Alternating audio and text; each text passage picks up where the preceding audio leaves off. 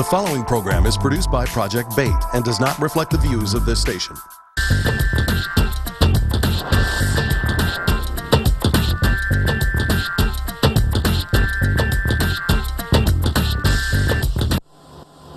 This is another Project Bait news analysis looking at, in this case, democracy, stemming from David Rambeau's recent analysis of He Doesn't Have a Clue. And speaking to that, this particular discussion focuses on democracy. What does democracy and all of this stuff that we're talking about mean, Dave? We have a particular situation here in which we can do a critical examination of democracy and what it means to the people of the city of Detroit. But then more generally, we can also look at it from just a historic analysis of the role of democracy as a form of government. My latest article, a critical analysis of politics of the city of Detroit, was particularly critical of the mayor. And it said, the title of the article was, He Doesn't Have a Clue. Well, it got a lot of response. Some negative, didn't like the article, and some positive, liked it a great deal. But what was interesting about some of the response is that they said, well, you've made these criticisms, do you have any solutions? And there was enough response about that I think it is important to look at it. I'm not in the business of offering solutions, okay? So when people ask me for what are your solutions, I don't have any to give. What I can offer are some suggestions. And I say that from the point of view is that what we're involved in the political and human range is change. We're always involved in change. So that the concept of solutions have a concept of permanence. Whereas in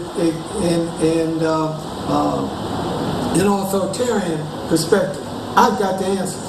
No, I don't have the answers, and that is what is crucial, I think, in terms of determining what kind of democracy we have in the city of Detroit, particularly at this time.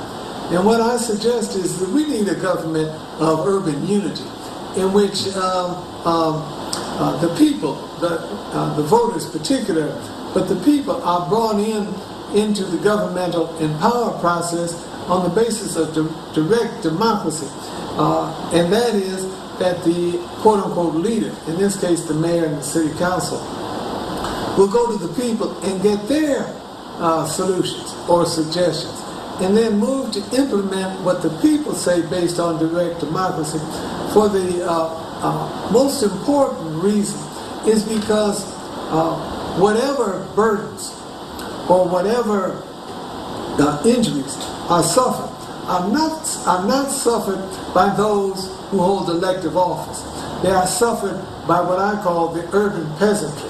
That is, the people, for example, who ride the bus, the homeless, who are the lumpen proletariat, the elderly.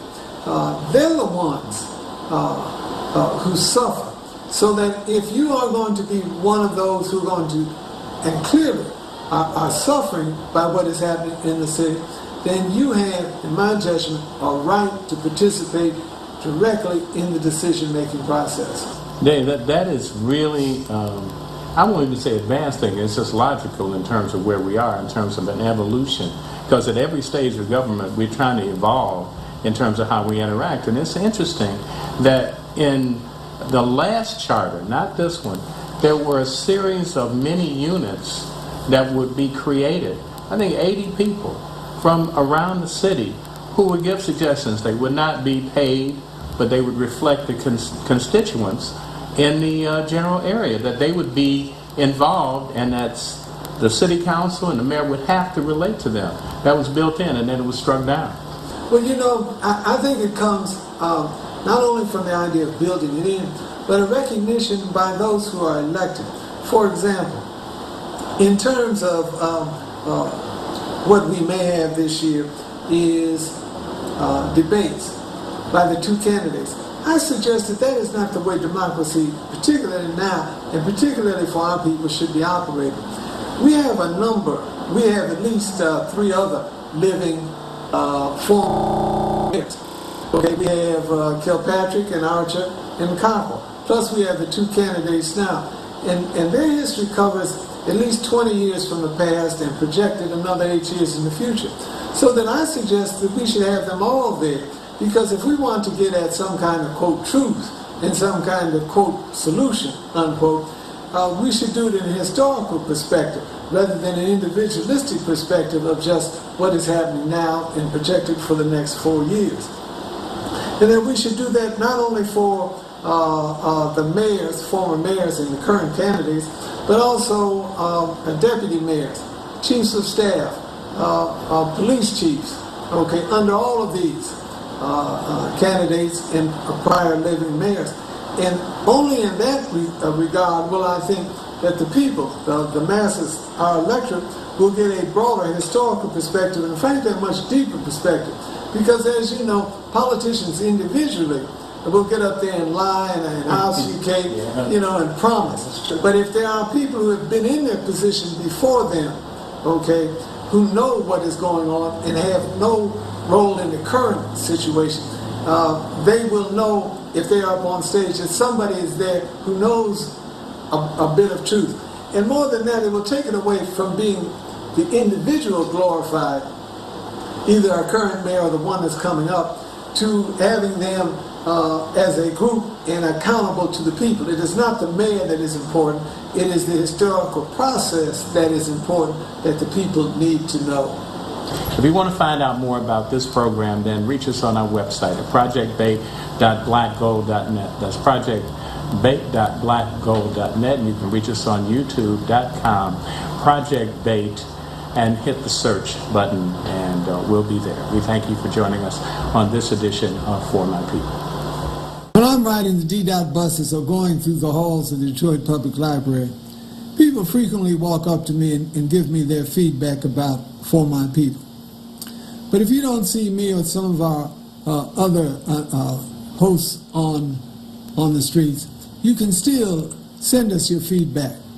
Send it to projectbait@att.net. That's projectbait@att.net. I'm Geraldine Watkins, the director of the Consonant Little Rock Family Life Center, located at 8904 Woodward Avenue at the corner of Holbrook in Detroit. We offer swimming, basketball, as well as a full fitness center. We also have a beautiful hall available for rental of all occasions. For more information regarding programming and services, please contact us at 313-871-4673. Again, 313-871-4673.